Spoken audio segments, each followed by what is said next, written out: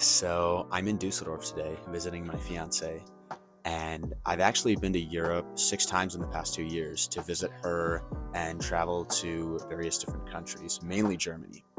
The title of this video is a bit of an exaggeration, but I recently read an article talking about how Europe might be facing a century of humiliation when it comes to technology. This feels kind of aggressive. Isn't Europe the one that humiliates other countries? Europe was so far ahead of everyone for so long that it's hard to imagine them falling behind. Their architecture, nature, and lifestyle is romanticized with good reason. Modern Europe feels less associated with strength and dominance and more associated with antiquity and balance. Setting aside some of the political issues they've had recently, they have a lot of stuff figured out: work life balance, recycling, sustainability, happiness. But when it comes to technology, they are no longer on the cutting edge. Europe does not invest nearly as heavily in startups as the United States does. This article comparing the venture capital scene in Europe versus the United States gives us great insight. Where VCs in the US might say, "That sounds cool, tell me more," Europeans are far more likely to walk away because of high risk. European investment culture tends to be too cautious and too conservative.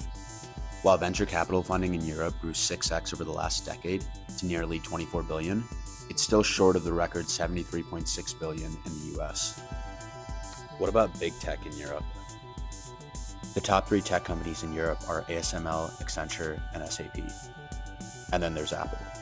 A McKinsey study from 2020 said that these high-performing companies still underperform relative to those in other major regions. They are growing more slowly, creating lower returns, and investing less in R&D than their US counterparts. They missed the boat on the last technology revolution. And what about Europe's regulations on literally everything? GDPR, or the General Data Protection Regulation Law, is one of the first ones that comes to mind, but there are a lot of regulations. Most are aimed at improving consumers' lives and protecting citizens' rights. Just look at USB-C. Of course, all these regulations can slow down new and misunderstood technologies. Artificial intelligence is the latest in a long list of concerns.